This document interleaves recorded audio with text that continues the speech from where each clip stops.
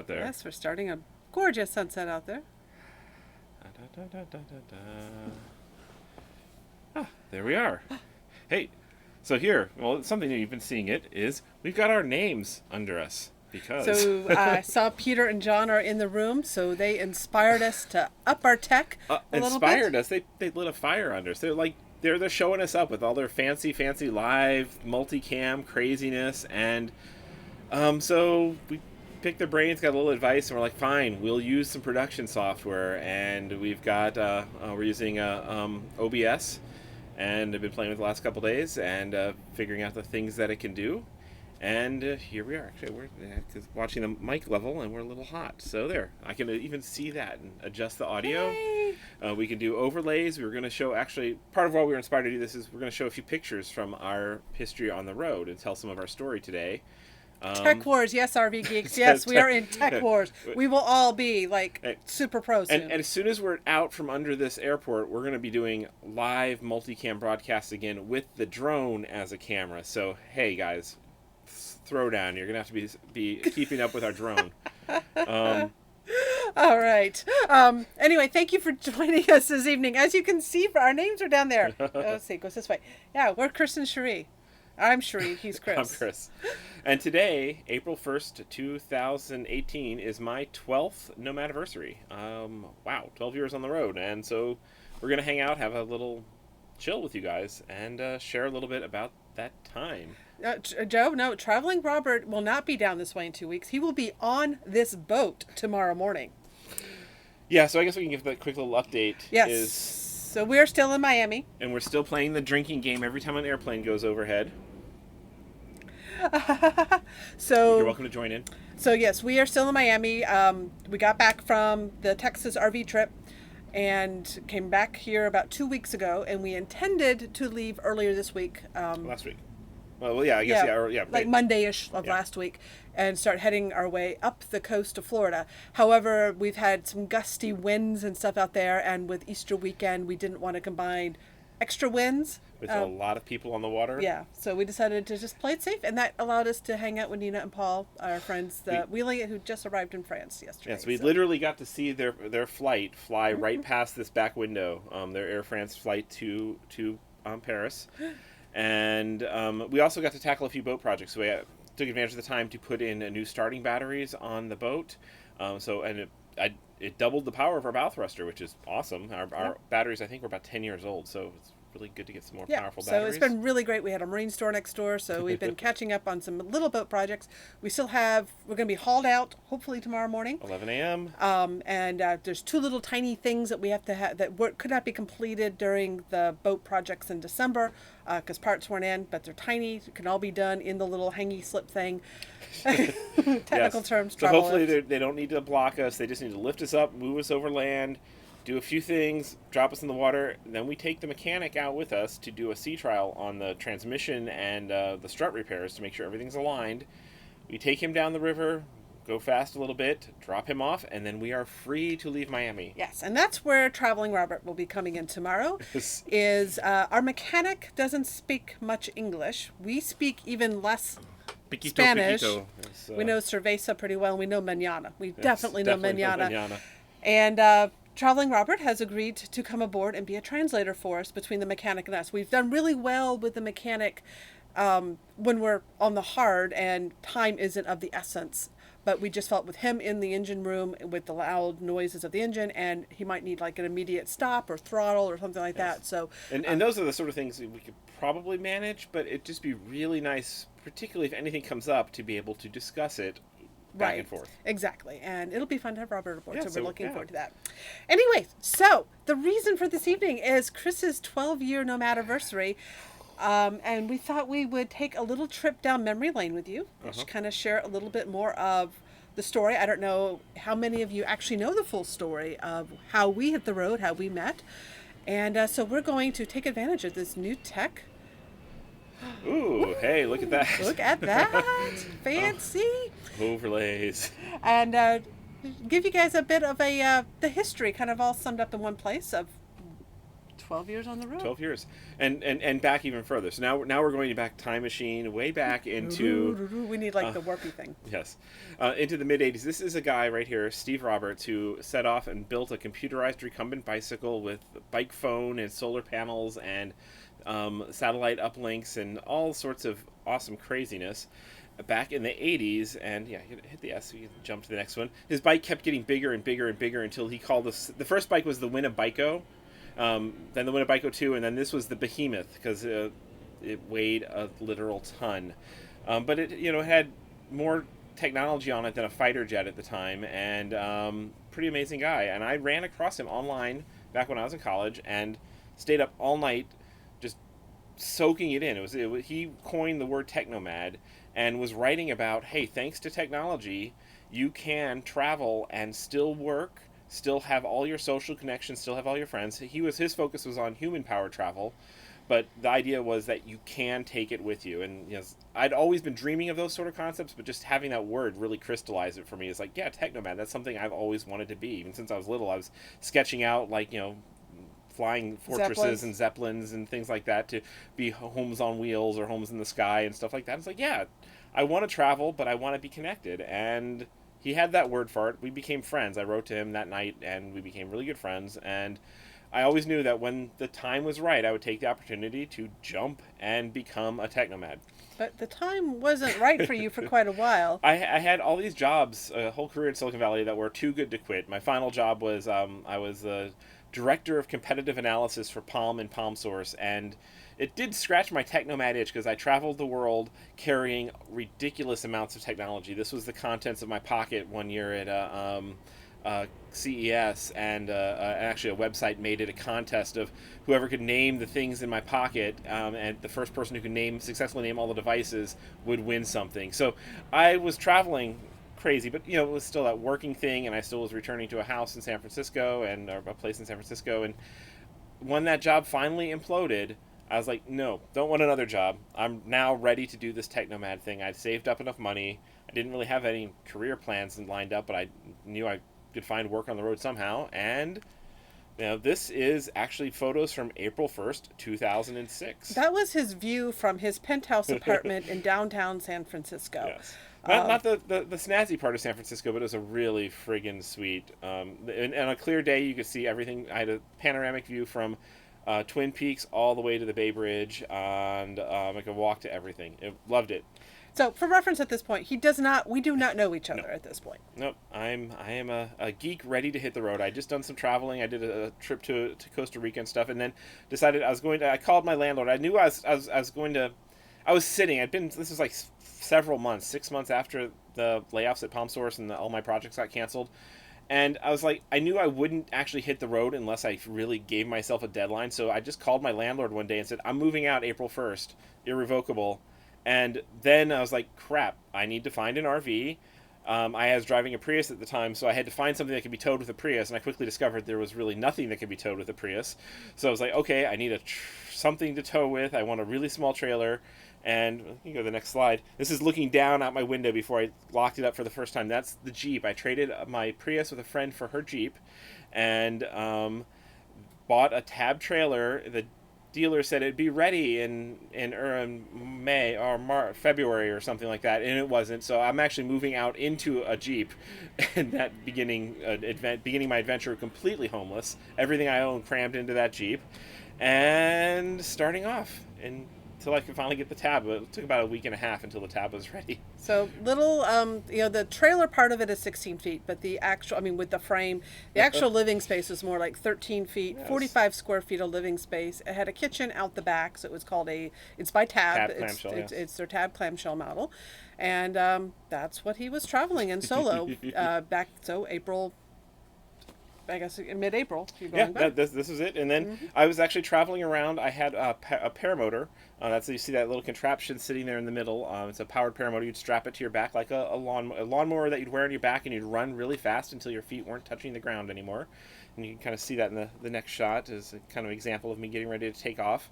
And so I was focusing on traveling and finding cool places to fly and meeting cool people and just like taking some contract work too. Yeah, I was doing a little bit of contract work, and and just like enjoying this freedom of like, wow, this is my house. I have no home base. I'm not on a short-term trip. And it was my head was just exploding with how awesome it was.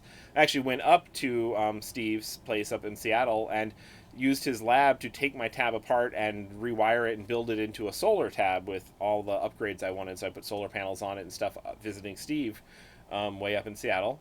And then came back and went to a Burning Man that year, 2006. Not just went, he built it. He was on a crew that built that cathedral. Yes. So because I had the flexibility, I had my house with me, I was able to go out and volunteer to go out in the desert for a full 3 weeks to be part of the build team and the cleanup team for the Connexus Cathedral, which was one of the largest projects of that year. And so here you see it kind of built out. And something clicked for me while I was out there that, at Burning Man, they say welcome home as you arrive. And for me, it just like clicked, like, no, this is my home. I've got no place I'm going back to. I could stay out here as long as I want. And I did. I stayed out until there's basically nobody left, and helped with cleanup. I was there, one of the first people on this build crew. I was one of the first 3 people there, and was just seeing this city rise and fall was amazing, and really clicked for me that I'm a nomad. And then, I was out for adventures, and the next big adventure that I happened upon. So a couple months prior to Burning Man, I had actually found him on a Prius forum, because I too had bought a Prius, and I lived in Florida at the time. Yep. And I had already made the decision. I was selling my house in Florida, and I was going to move to California, to the Bay Area, because I had already had some friends out there starting, some of them had moved from Florida, so I was going out there. And I was already working from home. I ran a software development business with my father, and I was able to work remotely, and I was already doing personal travels and working remotely. Yep. So we had been talking via this Prius forum and recognized that we actually had friends in common out there in the Bay Area. And so right after Burning Man, I flew out. I was actually going to go to Burning Man that year and meet him there, but just the housing market crashed and everything else in Florida. And so this is our first date in October of 2006. Yes, yeah. So she basically said, hey, I've got 27 hours free between all my other commitments while I'm out there. And I'm like, okay, I'll take it. And I'm like, okay, yeah. I'll pick you up and I'll have you back in time for this next thing she had. And we just clicked. Those 27 hours were quite spectacular. And our first date, he took me stealth boondocking on Treasure Island. And I had to work remotely because I was writing software for hospitals and government facilities. So I had to work. I had to be available. So he had solar power to charge up my laptop. Yeah. And I had already internet on my smartphone to tell it from. We both had our own internet sources. But you notice, the thing I didn't quite realize until I met her was her laptop there was about 3 inches thick. It was a Dell gaming laptop. And it made the sun dim when she plugged it into my solar power. It was a gaming laptop. Yes, it was a quite the power hog. But every other thing about that first date was magic and clicked. So it worked so well. I proceeded with getting my house really sold. Now, she invited me to Florida. He actually ended up coming out to Florida. And so we set intentions. We kind of did some trial runs after that point out in the tab. I met him up in Colorado on his way across country just to make sure this was real. And we did some trial runs around the Florida state park systems. I would go out for a couple weeks at a time, practice working remotely, practice us both living out of this super tiny travel trailer. Super tiny. Did we mention it had no bathroom, no air conditioner or refrigerator? And then we set a date of May 10th, 2007 is when we would set off on an extended trip. And that's what you consider your official Nomadiversary, right? I kind of do. I mean, it's also nebulous. It just kind of all morphs. So I consider my Nomadiversary May 10th. His is April 1st. Mm-hmm. But that's when we set off, and we ended up back at Burning Man that year. Took her to her first burn. And we had our commitment ceremony there. Yes, that we consider the man at Burning Man our best man. And we had EL wire light up outfits, and that's our style. That's our style. All right. So we got back. That was a 7-month trial on the road of us. And my house was not selling back in Florida. So we returned to Florida, took care of some business matters with my parents, make sure the business was all set for me to continue working remotely, get the house sold. I also needed major surgery, so it was great to still have a house to recuperate in. And while the house was waiting for the house to sell, we set out to design and build. We had a custom-made Oliver put together for us. On the Oliver, for those who they're still kind of rare. There's such an incredibly well built trailer, and at the time, in particular, they were customizing it exactly for us. So we designed the solar system, and we actually went to the factory and did all sorts of really cool things to make this Oliver perfect for us. It's technically only 1 foot longer than the Tab, but vastly, it felt like a mansion in comparison. It had bathrooms and air conditioners and more solar power, and most important, it had a separate bed and dinette, so we can work and sleep and not have and actually have a place to sit, which was great. Very good. And then we got a kitten. Yes. Kiki adopted us very shortly after we got the trailer and on our second year on the road, and she has been with us ever since. She's napping over there in the corner like a cute little girl. She used to be small. She used to be tiny. But she still spends a lot of time on your shoulder. Yeah, she does. But these first several years on the road, it was pretty isolating out there. We didn't know anyone else like us. We'd meet lots of other RVers who were either on vacation or who were retired. And we're following some blogs. The Geeks on Tour, Jim and Chris. Our Odyssey, Sean and Louise. Teoga George was out there, of course. The Gypsy Journal with Nick Russell and Terry. There were people out there, but there really we hadn't met anyone that was kind of in working our on the world. road, younger. I don't know. And then shortly around the time we were commissioning the Oliver, we got an email from a guy named Ben, who was also traveling full time. Had set off about the same time Chris did, solo, in a big bus. And there he is. So there's Chris and I are living in this little 17-foot travel trailer, traveling around the country, and Ben is living in this big tour bus on his own. And Ben is a traveling photographer and Photoshop guru, and you may know him now as Creative Cruiser. He's the one who did that fabulous vintage bus conversion. He did inspire us to do our own. And so we finally met him this would have been 2009. No, this meetup is 2009, but we met him in 2008. Yep. And it took a solid year for us to really come across someone else working on the road remotely who was within our own generation. Right. And it was kind of the start of our first nomadic friendship, of somebody that we would meet in multiple states. And I think we've now seen Ben, and then Ben is his wife Karen, in I think well over a dozen states. And it was the first of, now we've got many friends like that, and we love them, that we could count on multiple hands, the people we've had like nomadic deep friendships. That's what we were craving so much in those first years on the road. So we decided to get proactive about it at that point. The new RVers community had just formed, and that was NURVERS. And it was a website with forums, basically, and it was intended for basically people like us. It was the Escapers several years ahead of the Escapers, ahead of the curve there. But without the benefits. Without the resources. It was just a name and a form. Basically. And community. Yep. And so we decided, since we were going to Burning Man and we were feeling at home anyway, we founded Camp Nomadia. And it was intended to be a community of people who were truly at home that week or any week that they were there. And the first one, I think we had about 20 RVs, and mostly RVs, but we had some other types of nomads who joined up with us there. But mostly we did not have a lot of other full-time RVers that first year. It did balloon more from there, and we started to connect. We had nomads from around the world who joined us, and so we ran that camp for 3 years. 3 years solid. So here's one from the second year, and that's Ben in the yes. we transformed him. He had never been, so we brought him to Burning Man, as well as some other of our nomadic friends. You might some of those I don't even recognize anymore. Don't even remember It's been the so names. long. Gosh. Anyway, so and then here's from 2011. The group grew. And I think that year we actually had over 100 nomads in 2011 at that one. Camp was getting quite big. And this is at a New RVers meetup in Hill Country of Texas. That would have been 2010, I believe. Yeah, this was our first New RVers rally. It was the second official New RVers rally. And I think there were 20 or 30 rigs at that one. This one was mainly full-time RVers that were mostly working on the road. And that felt like coming home. It was so fabulous that everybody kind of had the same basic thoughts and challenges and was working. It was really a great community. And then at that point, Chris and I had decided that the little Oliver trailer, after almost 3 years of full-timing in it, was getting a little small, especially as we were slowing down our pace. So we actually moved over to the Virgin Islands for about 6 months. That's St. John. We were able to rent a little treehouse cottage, basically. And we put the Oliver in storage and took advantage of this. We had the 3 questions about going to St. John: is, can we get fast internet? The answer was yes, actually crazy fast internet.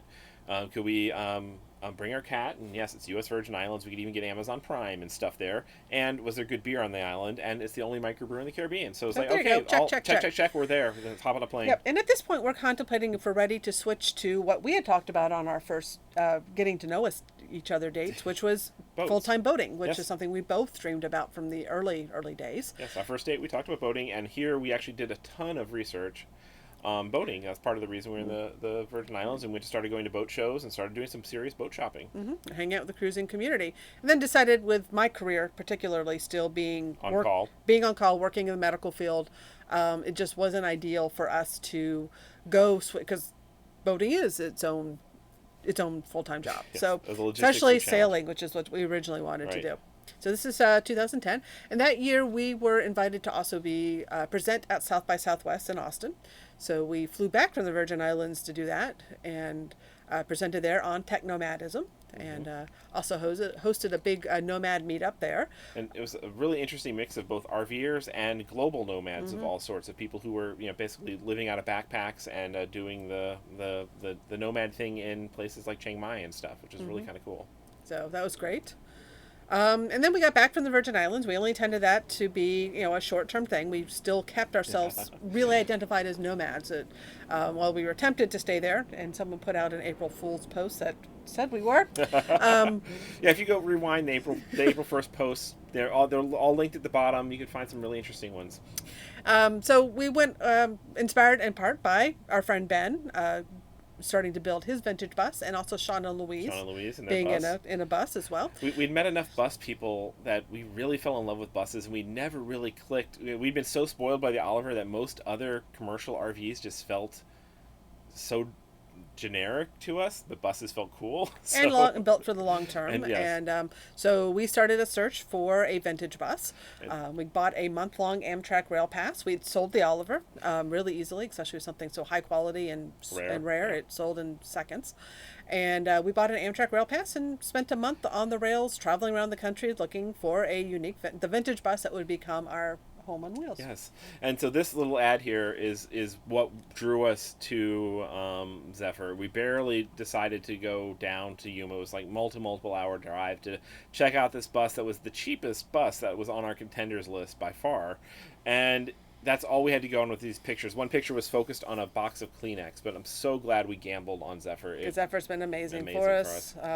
We had some challenges to begin with. The tires were literally falling off of it. But we've been rebuilt her now to, she is pretty much our ideal the home on wheels, and we've had some amazing adventures getting there. This is a light painting that Ben Wilmore did for us. He came back and did a bus warming photo, surprised us, and did a portrait for us. So that's a technique called light painting that's done with long exposure photography and light flashlights and LED lights, and then compositing them all into a Photoshop thing. That's one of his specialties. Yes. And the biggest adventure of having the bus, and we're so thankful that we had the larger space, was my father was diagnosed with cancer, and that's my dad there. And that's Cherie giving him a mohawk. Yeah, he asked me to give him a mohawk and spray paint his hair, or dye his hair right after he started chemo. And remember, I ran a business with him. We did the software development together. He was also a best friend, both of us. Mm-hmm. Yes. And he passed away about 5 years ago. It'll be in a few days. We'll be recognizing his 5-year passing. But one of the greatest things about this nomadic lifestyle and having a house that was big enough to be comfortable is that we could go and be neighbors, basically live there, to be with him as long as we needed to in comfort. We had our full house. We weren't living in a guest room, and we weren't having to just fly in every few months when there was a crisis. We could really be there, and I wouldn't trade that time for anything. Right. But that his passing was also a shift in our income sources. Right. Up until that point, I was still working in the software business, and Chris had kind of gotten involved as well. Yeah. Mm-hmm. We were taking on some consulting gigs together, and we had started to release some mobile apps. And we were getting a whole bunch of questions about mobile internet at that point. So his passing kind of, I decided afterwards, after he passed, to dwindle down the business, get the clients off to other providers. And we started to look for what was next for us, what was our passion, what did we want to contribute, what was going to be our legacy. Yeah. And We should have had a slide in about the internet for RVers there, but internet. But yes. So we took a couple months and went and volunteered at a lighthouse out in Oregon. That's where we met Nina and Paul. That was a great recharging time for us. Yes. We intended to take a year off, and we had saved up for that to take a year off. And we've been connecting with more and more, just recurring community of other nomads too that we're meeting in various places around the country. So we suddenly felt like we had community. But then we met this guy Curtis, who was like, he wanted to take that idea of community and bring it to a larger audience of people who were having trouble still connecting with people.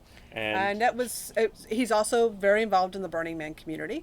And the heart of our village and his idea brought all that together, and we couldn't resist helping out with that. So we spent the next 6 months helping him come up with the foundation of our village and help get him launched. We're not involved to this day, so we're not involved anymore. We're advisors. Yes. Advisors, but we are.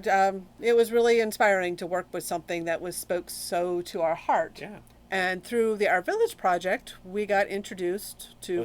This is the Rubber Tramp Rendezvous. We're kind of showing off some of the other communities that were starting to blossom at this time. And here we are presenting at the Rubber Tramp Rendezvous in 2015. Right, so you're jumping the timeline here. But they just had their last rendezvous in Quartzsite in January. And I understand that the population peaked somewhere between 4,000 or 5,000 people that came together. So huge population spike. If you saw today's blog post... You think escapers is scary. Well, speaking of escapers, that was the next project we got involved in. Is through our village, we got to know the Escapees RV Club. And got introduced to Travis and Mel, who were gearing up to take over the organization from Travis's mom had been running it, and before her, Travis's grandmother had founded it. And they were getting ready to take it over. And that really inspired us to see them taking that back through this 40-year generation. So we signed on to help them come up with a way to help reach the younger RVing generation, the new generations coming on the road, and forming this sense of community that we had been seeing happen on the road. And it just warms our heart that this convergence idea, which is what we had been hosting, like Camp Nomadia, is just... And all these informal new RVers ones that were kind of happening, just spread around the country and stuff, but nothing really structured.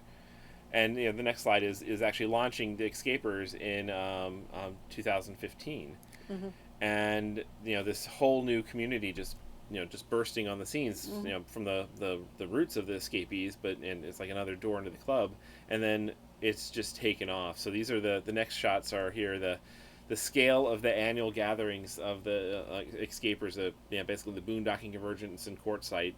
They're calling it the annual bash now, 2016, 17, and 18. Just growing like crazy. Like crazy. And that's, go look at the blog post that I have linked in the post that Chris wrote today. Yes.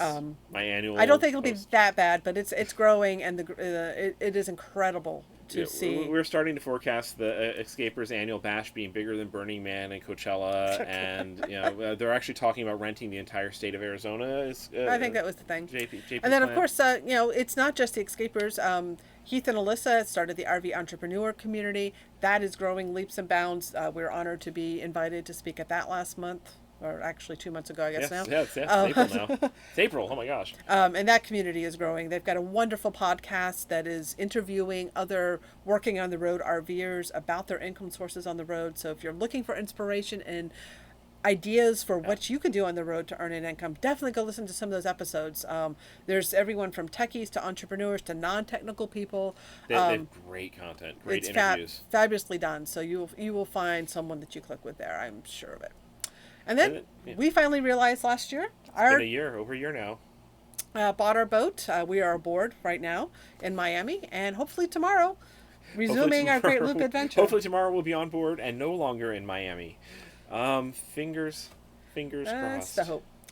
And one last sunset, and then we have to say this week, our being delayed here in Miami had the advantage of some of the dearest friends that we've met in our travels over the years are Paul and Nina. Another multi-dozen state connection, deepest nomadic friends. We literally watched their airplane take off from here in Miami off our back deck. The airplane wasn't on our back deck, but we watched it go by. Yeah, we're not an aircraft carrier. No, but yes. But they are now in France starting their European RVing adventure soon. And we're looking forward to visiting them. Yep. So, switch back over to iPhone broadcast. There Yay, we go. Hey. There we go. Hey, this technology is cool. Thank you, Peter and John. Other dear friends that we've met on the road and need much more time with. I should have had a slide of them in there too. We could have had so many slides of so many other convergences and connections we've had. Let's see. Where's the one where you put with the ask your questions stuff? Oh, iPhone broadcast with overlay and turn on the Q&A thing. So we're still learning this new technology here. All right, so if you have questions for us, we'll be able to hang out here for a little bit. Right after 8 o'clock, we will be switching over to our Patreon hangout, which is an interactive... two-way video. Well, actually more like 30-way video, or whoever shows up, where we hang out a little bit more and we get the opportunity to get to know our community there, which has just been a wonderful addition to our travels as having a tighter knit group. We do welcome you to come over there if you wish. We actually, some of our patrons queued us up with some questions, but I think we need to start with a toast. Okay, I'll get the wine ready. And if you have questions about our time on the road, nomadic, community in general, RVing, boating, cats, all fair game. The only thing that's not fair game is mobile internet questions. Yeah, we just asked. Mobile internet is now our profession, so if you have questions on that, we welcome them. We have a group on Facebook called Internet for RVers and Cruisers. Please just go over there or start at mobileinternetinfo.com. With any questions you have about mobile internet, we probably have a guide already written about it. A lot of free content there. And we also have a Mobile Internet Resource Center dedicated YouTube channel that you might want to subscribe to. So mobile internet questions, if we don't ask them here, go there. So anyway, here's to 12 years on the road. 12 years for you. 12. Boom. And thank you all for being part of this. I think sharing it keeps us inspired to keep going. And having this virtual community has really enhanced our time on the road, and we do appreciate having you guys along. So many cool people through this. We like to be flowers that attract cool people to find us and meet us. So hey. Mm-hmm. So thank you for being part of this all. We started the Prius forum that I mentioned earlier. Was actually on LiveJournal, which was a blogging platform. So we were both bloggers when we met. And Technomadia, which was named after Steve Roberts, and in homage to him. And we're hoping to have him on next month. Yes, or later this month. Yeah, so yes, I've already talked to Steve, and we're going to try and figure out a really cool way to do a joint cross-country interview on this platform here. Yeah, we want to introduce you guys to Steve, because he's amazing. He's got so many stories from... He calls himself the Paleo Technomad, because when he was out doing it, he was the one doing it, and he's still out there and he's still doing some cool stuff, but he's mostly stuck on an island up north of Seattle, so he really needs to start sharing his stories with a whole new generation. So we're hoping to do that here soon, and so we're coordinating that. Where was I going? Oh, Technomadia, something, la-di-da-di-da. Meet cool people. Meet cool people. Oh, and our blogging. We have been pretty much sharing our adventure from the very beginning. You can go back... Before the beginning. You can go back to our private journal, not private. You can go back to our live journals are still live. You could still go back to those ancient when we posts met and see our first posts of, hey, met this cool girl and stuff like that. And they're there. Actually, if you go click on the 12th Nomadiversary post, you go back to the first year one. That's still actually on my old live journal archive. So you could see some of that first year excitement of meeting for the first time. Mm-hmm. And so it's all been shared, and we love it. We love sharing. We come back from the blogging days where blogging was a hobby, and we fully intend to keep it that way. Even though now, that's one of the major shifts that we've seen in the last decade is blogging now can't be a career. Yes. And there have been people who blog, but the personal blogging, the sharing of your adventures, so many are just doing a fabulous job with it. And we're going to continue to keep it our hobby. Right. So we had some patron Q&As. You want to do those first? There we go. Yeah, let's do those. First one that someone asked us was, do we ever see ourselves settling down? I consider this settled down. I've moved every few years my entire life, and I could see myself staying someplace for a year or two, or maybe 3, but I can't see long-term one place, really. I think the things that would cause us to settle down for any length of time, and one reason we switched the boat and we went with a larger boat than we originally thought, is so that we could find places and get a month or two at a time and be comfortable in kind of like an urban downtown setting and have our own little floating condo was kind of the goal with that. But the things that would keep us down is our parents. Right now, they're all healthy, right, guys? You all are healthy. We talked to you recently. And they're a priority for us. And that's one reason we're staying U.S. based, is so that we can maximize time with them. And when that time comes, we fully intend to be there for them. So we are positioned ourselves to move in locally if we need to, or in the bus or the boat. They both live in coastal towns, thankfully. So we can do that. So that would be one reason to settle down. The other would be community. I talked about it in a post on the blog last week about community on the road and how it's different than stationary living. And I could see a scenario where us wanting a more stable community for a while would tempt us to be still for a while. We'll see. Yeah. Ideally, I'd like to find a little roaming tribe that we travel with would be more ideal. But yes. It's hard to find. And it's really exciting to see what kind of happened with the Escapers Convergence this year, just seeing the stories out of it, is that people now, 4 months later, are still traveling together out of that. They're basically just turned into a mobile community, which was some of the idea we had when we brainstormed it. It was like, this is what the convergences need to look like, and just seeing it happen is really exciting. Right, and we've experienced it ourselves for short bits. We traveled with Nina and Paul for 6 months. Yeah, and 6 whole months. That was amazing. That was absolutely amazing. Peter and John we traveled with for a couple months. So it has happened, and we look forward to more of that. But we're on our path, and most of our friends are on their own, so that makes it a little difficult. So another question one of our patrons had asked us is, how many miles have we covered in our RV over the years? And you worked it out today. It was 97,000 or 94,000? 97. It's just under 97,500 miles. That's all 3 RVs combined. That is all 3 RVs combined. It does not count our rental RVs or our borrowed RVs. So there were 2 other RVs in there that were not ours that we took on the road. So just our owned RVs. And that's pretty. When I look at some folks that have been on the road for 3 or 4 years and they've already got 100,000 miles, or maybe not. So that's why I say we've settled down, because in that first year we were on a crazy pace, and I consider the pace we're at now, particularly on the boat, where we're going, hey, a big day is we're going to move 20 miles. That I consider settled, relatively. So that we haven't hit 100,000 miles yet after 12 years is kind of cool. Maybe we'll hit it by the end of this year. I don't think so. I don't think we need 2,500 more miles, and I don't think there's that many miles between Texas and Arizona unless we do a whole bunch of roaming in the Southwest this year. So this may not be the year. It's no rush. It took us until 2015 to actually hit, for us both be able to claim all 50 states. So it's not about the numbers for us. That is definitely sure. All right, this one, Chris, I'm going to let you answer. Okay. So this was a patron who was asking, they had read our lithium series, which you can find at technomadia.com/lithium.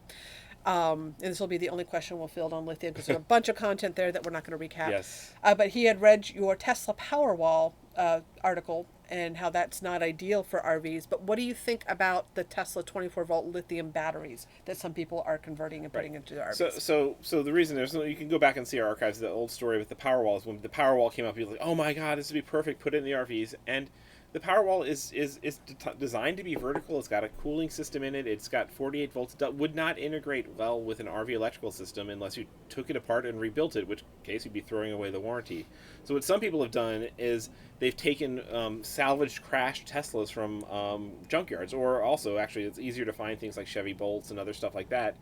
And if you are a proficient enough electrical engineer to be able to disassemble a major battery system and rewire it to be appropriate for RV use, you can get an amazing amount of power, and a really high quality power, at at junkyard prices. But you have to have that kind of skill. There's nobody who's going to handhold you through that. You need to know what you're doing. So really cool thing for people who are at that level of do-it-yourself project, but otherwise it is really, really advanced, and I would not recommend it. Yep. All right, so returning to the questions in the chat room, and if you have any, please do queue them up. We'll be happy to hang out for a few more minutes. Unique Biz asks, talk about the weight of the coach boondocking. I'm in the process of a Prevost purchase and wanting to do winter boondocking. So Our RV weighed in comes in at just under 24,000 pounds. Right. So ours is very lightweight for the size of RV because it's With all two aluminum axles, yes. with 2 axles. A Prevost, most of them has a tag axle and they're made out of steel. I'm not quite sure what their weight is, but they're going to be they're pushing 40,000. I yeah. think. So they're much heavier, much more of a concern for But boondocking. we know plenty of people who boondock in big heavy coaches like Prevost, and particularly the masters of boondocking in a big heavy bus was Sean and Louise of Our Odyssey, and they documented everything. So check out ourodyssey.us and Or blogspot.org. yeah. But yeah, just Google Our Odyssey, and they've shared all their boondocking places they went in their bus, and they did some pretty amazing places. And they got towed out a few times, but they shared a lot of tips. Get CoachNet. Yeah, definitely have CoachNet. Joe asked, does your bus have an 8V92 or an 8V92? Actually, it's an 8V71. Mm-hmm. So 1961 is the year of our bus, and it was the first one that GM came out with the 8V71. Previous to that, it was the 672. 671? 671, yes it was.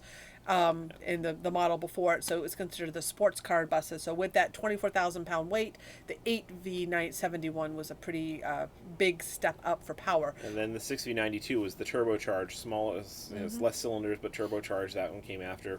But yeah, so other buses have that, but ours 8V71. So yep, and it's naturally aspirated. Ours is not turbo. Trying to find the questions in here. The Peter and John said they had friends writing them this morning, all alarmed about our desert Southwest overcrowding warning. Go read the post. It's a lot of fun. And we're gonna have to share the VR simulation that we put together for this. It's That means we have to create one. Okay. I linked to it under Jim's rig. You can click to the VR simulation. It's an Easter egg in the post. Oh, I didn't even click on that. Okay. Literal Easter eggs. See, this is kind of cool when Easter lines up with April Fool's and Nomadiversary. Yes. So you have a literal Easter egg is in the post. Okay, I have to. I didn't know that. He's been working on that post for days, and 2 days. Yeah, that's for you. That's days. 2 days. Okay. Yeah. Mm-hmm. Yeah. So it kind of I get kind of like when we post it and someone says April Fool's, it's like, why spoil it for everybody? Let someone go and experience the magic of this post, because so much crafting goes into those. So if you haven't read it yet, go to see the latest post on Technomadia and check out the ones every year, April 1st, because my Nomadiversary I celebrate. Yes. Linda wants to know, where are we heading on the boat? So north. So we are still on the Great Loop in Miami, and we will be trying to get by about August to the South Chesapeake, so the Virginia Beach, Norfolk area is kind of the goal this year. And right now we've got a monthly spot lined up in Fort Pierce, so that's our next major destination. So halfway up Florida. Yep. So that is the goal. All right. Matt is disappointed. He's expecting an April Fool's prank this year. It was blog only. We didn't do video this year, so you'll have to go read the blog post. Yes. I know that not everyone does blog, not everyone does video, but we're bloggers to start. Video is kind of our. And this is actually part of that. This is embedded in that blog post, so they all go hand in hand. Okay, Steve asked, have you seen a growth in blogging, vlogging, YouTube RVers, and what is your impression of all the audience following examples of yourselves and others? There's a lot of people doing some really cool stuff. Really is. There is. I know I see it every so often. There was some dude who posted in one of the groups, it's like, no one started a YouTube RVing channel. It's all been done. There's nothing. There's too many. And I don't agree with that. I think everyone has a story to tell, and there's an audience for everybody. Not everyone's going to click with us. Not everyone's going to click with the stories. Oh, there's a boat going by. Yay. We're on a canal. And the more people who are sharing, the more people can find the people that inspire them, that they click with. So I think it's amazing. Right. I think the thing is, don't start a blog, vlog, anything like that, thinking that it's going to be a get-rich-quick scheme or a way to, 10,000 followers. Do it because you love it and because you like to share. And because I see a lot of people who start these and they get really disheartened when they put all this effort into videos, and particularly when they're getting started, they're seeing like 15 views or 20 views or 100 views. It's hard to get...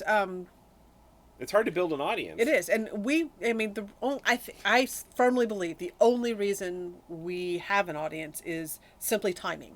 12 years is being early on the curve. We just happened to be there when a lot of folks were starting to look into the lifestyle. I think if we were launching today, we would have a lot of trouble launching as because we I don't know a thing about SEO. I You actually know quite a bit about SEO, and you're really good at it. But yeah, I don't know it as Right. a thing, Right. right? Social media still kind of mystifies me. I mean, Right. I can't figure out Instagram for the life of me. I mean, like, why am I posting photos? What are hashtags? I mean, we may seem like we're modern Right. and stuff like that, but But I mean, mostly we do this because it's something we've always done in various fashions. We like to share, and we like the kind of people that we meet from doing it. So have your own reasons for doing it, and don't not do it because somebody says it's all been done before. But don't do it just because you think you have to or you feel any Right. pressure to. Do it because you want to. because it is work. Yes. Doing a webcast like this. Oh gosh. This we spent 8 hours today getting this ready with all the tech, making the time, making sure we had the bandwidth to do this, and that's just a live cast that's going to be auto archived. When we Yes. talk about doing a produced piece, you're constantly thinking about, oh, I need to film something in case if it's footage I want to use. So it really impacts the way you experience your own adventures when you're recording your journey. Yes, and it does become we're always trying to avoid that line of it not be turning into work and not feeling like we have pressure of like today we didn't film something and stuff like that, and that's partly why we're not really putting a lot of we don't want to consider YouTube our career. We make a tiny bit of money from it, but our work is internet for RVers. We really bust our butts working over there. And everything we do here is for fun. If nobody watches, we don't care. If we don't get a lot of clicks, We're driven to share. I mean, Yeah. we have been doing this before we met. It was something that really uniquely bonded us. Is I like to share. I like to inspire. I'm an introvert. I'm not going to go up and when I'm in a social situation, I usually don't have the energy to overcome other people talking about their stories and tell mine. So for me, having a space to tell my story, I'm not being interrupted by other people because I'll let other people interrupt me in person. So Yeah, we're just we like to share this way, and I encourage other people who like to share, just share. You'll connect with people eventually. okay. Other questions in here? We don't have too much more time. Let's see. How long did it take you to adapt to live in small quarters? That's interesting. As I mean, when I moved in solo into the tab, I loved it. It felt so cozy and comfortable. And then when I moved Instantly. in, And then it was it cozy. still and felt comfortable. cozy and comfortable. I mean, I don't think that we felt. It was kind of the reverse. As we got used to the space, it started to feel tighter. That first year of just that excitement of the adventure and all, we could have been in something half the size and it probably still would have been felt amazing. It was just that new relationship energy, just freshly falling in love, just that excitement. We could have been in a tiny capsule and it would have been great. Yep. And then and just leave yourself open to changing it up. There's a lot of folks who start with a larger RV or boat and then end up saying, no, I can do something smaller. It'll be better because I can go more places. I'll be more nimble. And the top advice that I try to give anyone who's starting out with this lifestyle is make your first RV, consider it your first RV. Yes. Give yourself room. Don't go in like overhead Don't in your debt go. Yeah, don't go underwater. Don't get trapped in an RV. We run across many kind of sob stories of people who spend their life savings on an RV that they end up not liking, but that it's worth more. They owe more than it's worth, and it's like don't do that. No.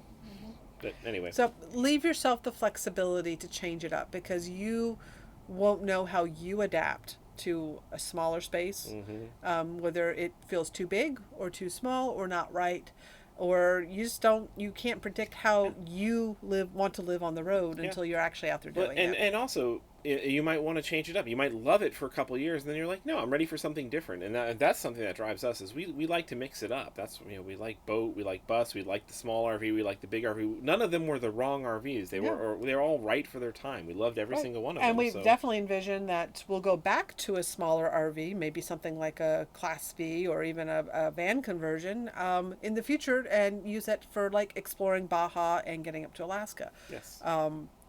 So just because we went to a larger RV and now a large boat doesn't mean like we've gotten away from our smaller routes. I think we definitely we like it all. I still miss things about having the smaller RV, Absolutely. and I definitely want to go back to it at some point. But the choices we made all along have been the right ones. Yep. And they all feel right. It's fun to mix it up. Okay, guys. I think we're going to call this an evening. Thank you so much for joining us and being part of this adventure. 12 years. Patreons, we'll see you about 8:15 over in the Patreon room, and we're looking forward to catching. And we'll literally get to see you. So hey, that's one of the reasons. If you want to hang out with us that way, please join us on Patreon. We don't have lots of tiers and stuff. You don't feel pressure to do it, but if you want to, we'd love to meet you. Yep, so. We do share more in real time there. What's up with us? Some kind of more thoughts that we just don't feel as safe sharing in public anymore with the larger audience. So you can come join us over there at Patreon/TechNomadia. I mean, or if you don't want to join in and you just want to say thank you, we do have a leave a tip button on the bottom of every page of the blog. Yes, no obligation. It's always something that's never expected, but always appreciated. But it always makes us do a happy dance when somebody either gives us a physical or virtual bottle of wine or cat treats. Yes. Oh, does Kitten need to make a cameo? Yes. Okay. She just perked her head up. Hey, Kitten! You have to be in my 12th Nomadiversary video. Here's the Kitten! Yay. Fresh from a nap. She's not too happy. All right, guys. Okay. Good night. End the stream.